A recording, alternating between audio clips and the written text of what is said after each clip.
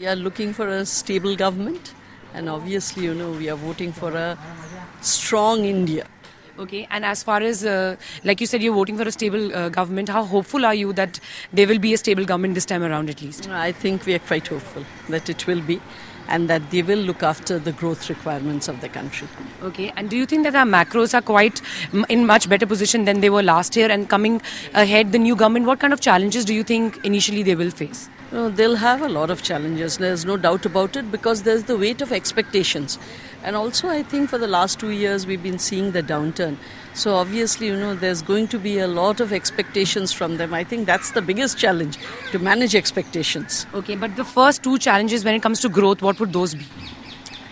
First, it's very difficult to prioritize which should be the first two.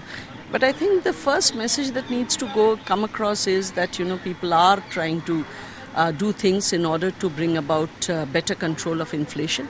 Inflation, I think, is really eating into the strength, the core of the country. So you need somebody who will understand what are the linkages, why inflation is such a problem. So take charge of that. And secondly, ensure that there are better decision making, faster decision making.